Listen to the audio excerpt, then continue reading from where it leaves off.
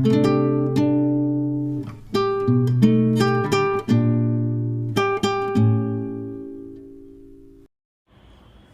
সুস্বাদু বাসন্তী পোলাও ছোট থেকে বড় সকলেরই খুবই পছন্দের একটা খাবার। নিরামিষ হোক বা আমিষ, যে কোনো রান্নার সাথেই বাসন্তী পোলাও খেতে ভালো লাগে। আজ আমি আপনাদেরকে এই বাসন্তী পোলাও রেসিপিটি শেয়ার করছি।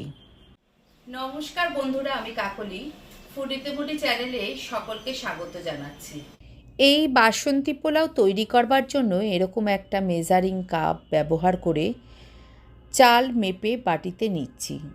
গোবিন্দভোগ চালের বাসন্তী পোলাও মূলত আমরা করে থাকি, তাই এখানে আমি গোবিন্দভোগ চালই 3 কাপ নিয়ে নিলাম। ভালো করে আগে বেছে নিয়েছি, জল ঢেলে কচলে কচলে চালটাকে ধুয়ে নেব।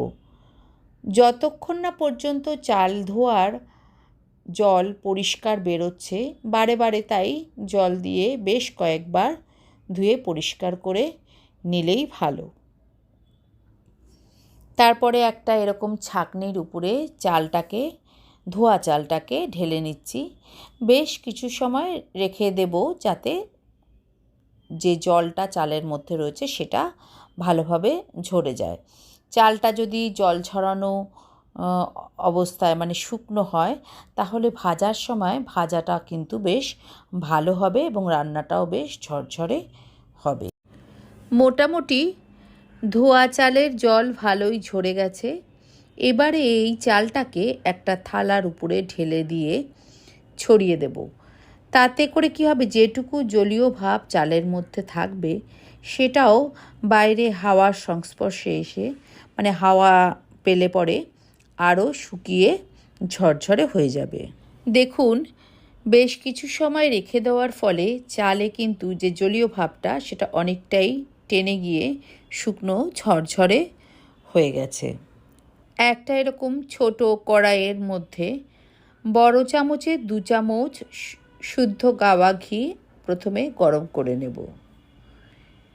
ঘিটাকে যদি সামান্য এভাবে গরম করে তারপরে ঠান্ডা করে চাল মাখার ক্ষেত্রে ব্যবহার করা হয়, তাতে করে ঘিটা মাখানো সুবিধাজনক হবে চালের সঙ্গে।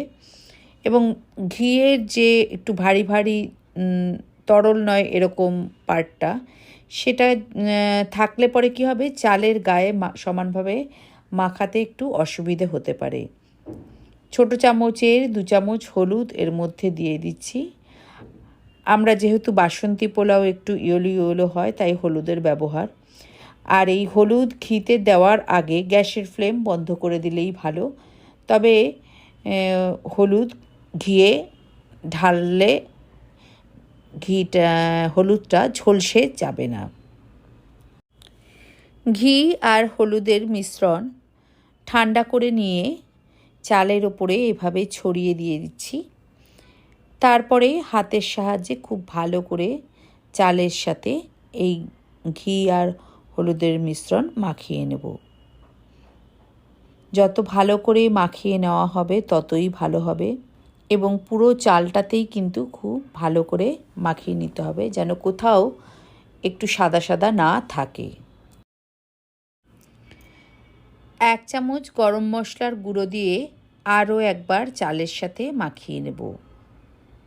এরকম ঘি হলুদ গরম মশলার গুঁড়ো দিয়ে চালটাকে ম্যারিনেট করার পর বেশ কিছু সময় এই অবস্থায় রেখে দেব। ওদিকে গ্যাস ধরিয়ে কড়াই বসিয়ে দিচ্ছি। এখানে এরকম গোল বেশ ডিপ ভিতরটা মাঝারি মাপের একটা কড়াই নিয়ে নিয়েছি। দিয়ে দিচ্ছি 2 চামচ সাদা তেল।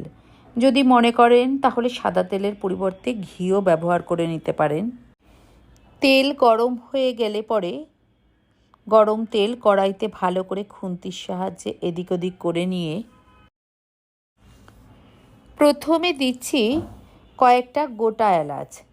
এই এলাচ আমি একটু হামলদিস্তায় কুটে নিয়েছি যাতে এলাচের ফ্লেভারটা ভালো হয়। দিচ্ছি 2-3টে লবঙ্গ আর কয়েকটা তেজপাতা, দারচিনির টুকরো। ভালো করে এগুলোকে একটু নেড়ে চেড়ে নেব। ফোড়নের মশলাগুলো ভাজা হওয়ার ফলে একটা সুন্দর গন্ধ বেরিয়েছে। দিয়ে দিচ্ছি কাজুর টুকরো ভাজার জন্য। গোটা কাজু হোক কিংবা ভাঙা কাজু, দু ধরনেরই তো পাওয়া যায়, যে কোনো কাজুই ব্যবহার করা যেতে পারে এই বাসন্তী পোলাওতে। কাজুগুলো হালকা লাল লাল করে ভাজা হয়ে এসেছে। এখন আমি দিয়ে দিচ্ছি কিশমিশ। কাজু কিশমিশ আগেই আমি রেডি করে রেখেছিলাম। কিশমিশগুলো কাজুর সাথে হালকা ভেজে নেব। এবারে আমি ম্যারিনেট করা যে চালটা রেখেছিলাম কিছুক্ষণ, সেই চালটাকে দিয়ে দেব কড়াইতে, কাজু এবং কিশমিশের সাথে ভেজে নেব। প্রথমেই একবারে পুরো চালটা আমি দিয়ে নাড়ছি না, আমি অল্প অল্প করে চাল দিয়ে খুব ভালো করে নাড়িয়ে চাড়িয়ে নেব। এই চাল কিন্তু হালকা ভেজে ভেজে নেব, তাই গ্যাসের ফ্লেম কম করেই চালটাকে ভাজবো। গ্যাসের ফ্লেম যদি একটু বাড়ানো থাকে তাহলে তাড়াতাড়ি চালটা লেগে যেতে পারে, মানে পোড়া পোড়া হয়ে যেতে পারে। একদম কম করে যদি বেশ সময় ধরে খুন্তি দিয়ে নাড়িয়ে চাড়িয়ে চালটাকে ভাজা হয়, সেক্ষেত্রে ভাজাটাও ভালো হবে এবং পোলাওয়ের যে স্বাদটা সেটাও কিন্তু ভালো হবে। মোটামুটি ভালোই ভাজা হয়ে গেছে কাজু কিশমিশের সাথে এই গোবিন্দভোগ চাল। আর ভাজতে ভাজতে একটা সুন্দর গন্ধও বেরিয়েছে। ঘিয়ের সঙ্গে গোবিন্দভোগ দুটো একে অপরের পরিপূরক, সুতরাং গন্ধ তো সুন্দর বেরোবেই। এবারে জলের ব্যবহার করব। যে কাপটা মাপ করে আমি চাল ব্যবহার করেছিলাম, সেই কাপের মাপ দিয়েই কিন্তু আমি জলটা দেব। যতটা চাল ব্যবহার করব ঠিক তার ডবল জল দেব, অর্থাৎ 1 কাপ যদি চাল ব্যবহার করি সেক্ষেত্রে 2 কাপ জল ব্যবহার করব। যেহেতু এখানে 3 কাপ চাল আমি ব্যবহার করেছি, তাই 6 কাপ জল আমি ব্যবহার করব। এই জলের ব্যবহারটা কিন্তু একদম সঠিক মাপেই করতে হবে। যদি জল বেশি হয়ে যায় তাহলে একদম নরম হয়ে গ্যাদগ্যাদে হয়ে যাবে, আবার যদি কম জল ব্যবহার করা হয় তাহলে আবার ভেতরের চালটা পোলাওয়ের শক্ত শক্ত থেকে যাবে। তাই পরিমাপটা একদম সঠিক হওয়া দরকার। দিয়ে দিচ্ছি স্বাদ মতো লবণ। আগে লবণের ব্যবহার করিনি। জলটা দেওয়ার পরে চাল এবং জলের আন্দাজ করেই লবণটা ব্যবহার করতে হবে। কয়েকটা কাঁচা লঙ্কাও দিয়ে নিলাম, গোটা এবং চেরা 2 রকমেরই কাঁচা লঙ্কা দিলাম। ঝালটা অবশ্য যে যেরকম পছন্দ করে সেই অনুযায়ী দিয়ে নিলেই ভালো, তবে বেশি ঝাল হলে কিন্তু পোলাও খেতে ভালো লাগবে না। দিয়ে দিচ্ছি স্বাদ মতো মিষ্টি। এই মিষ্টিটাও কিন্তু যে যেরকম মিষ্টি খেতে পছন্দ করে সেই রকম স্বাদ অনুযায়ী মিষ্টি দিয়ে নিলেই ভালো।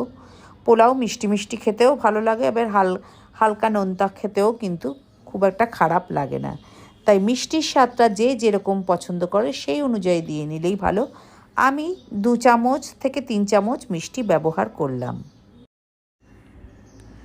খুন্তি দিয়ে লবণ, হলুদ, মিষ্টি খুব ভালো করে জলের সাথে নাড়িয়ে চাড়িয়ে মিশিয়ে নেব এবং গ্যাসের ফ্লেমটাকে একদম মিডিয়াম টু লো করে দিয়ে একটা ঢাকনা দিয়ে ঢেকে দেব। একটা ছোট কাগজ ঠুকিয়ে ঢাকনার যে ছোট ফুটোটা সেটাকে বন্ধ করে দেব, যাতে ভাপে ভাপে পোলাওটা তৈরি হয়।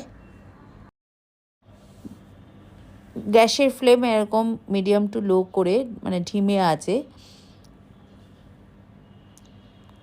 ভালো করে প্রায় 10 থেকে 15 মিনিট পাক করব, পোলাওটাকে পাক করব। মিনিট 7-8 পর ঢাকনা খুলে দেখে নিচ্ছি। দেখুন যে সমস্ত লঙ্কা তারপরে কাজু কিশমিশ ব্যবহার করেছিলাম, ফুটতে ফুটতে সেগুলো দেখুন রান্নার মানে কড়াইয়ের ধারে ধারে চলে এসেছে। খুন্তি দিয়ে ভালো করে সেগুলোকে আবার সমস্ত পোলাওয়ের মধ্যে মিশিয়ে দিচ্ছি এবং গ্যাসের ফ্লেমটাকে একদম লো করে দিয়ে আরও কিছু সময় ঢাকনা দিয়ে ঢেকে দিচ্ছি। গ্যাসের ফ্লেম বন্ধ করে দিচ্ছি, ঢাকনা খুলে নেড়েচেড়ে দেখে নিচ্ছি। দেখুন কি সুন্দর ঝরঝরে হয়েছে আর আমাদের পোলাওও তৈরি হয়ে গেছে।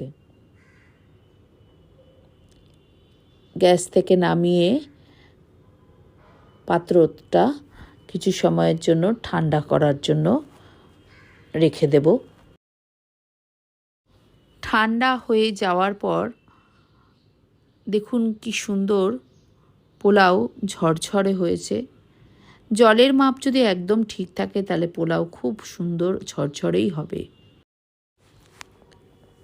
এরকম একটা কাঁসার বাটিতে পোলাওটাকে নিয়ে আমি চেপে চেপে তারপরে একটা থালার উপরে পরিবেশন করব। এই পোলাও কিন্তু ভোগেও ঠাকুরকে পরিবেশন করে নিবেদন করা যেতে পারে। সামনে তো কালী পুজো আসছে, আবার কালী পুজোর দিন অনেকের বাড়িতে লক্ষ্মী পুজোও হয়ে থাকে, তাই ভোগের প্রসাদ হিসাবে এই পোলাও নিবেদন করা যেতে পারে। যদি ভালো লাগে আমার এই বাসন্তী পোলাও, ঝরঝরে বাসন্তী পোলাও তৈরি করার রেসিপিটি, তাহলে ভিডিওটিকে লাইক এবং শেয়ার করে দেবেন আর চ্যানেলটিকে সাবস্ক্রাইব করে দেবেন, পাশের বেল আইকন প্রেস করে দেবেন যাতে করে নতুন কোনো ভিডিওর নোটিফিকেশন আপনাদের কাছে পৌঁছে যায়। দেখা হবে নতুন কোনো ভিডিওতে নতুন কোনো রেসিপির সঙ্গে। ভালো থাকবেন, সুস্থ থাকবেন, অবশ্যই অবশ্যই আমার সঙ্গে থাকবেন। ধন্যবাদ।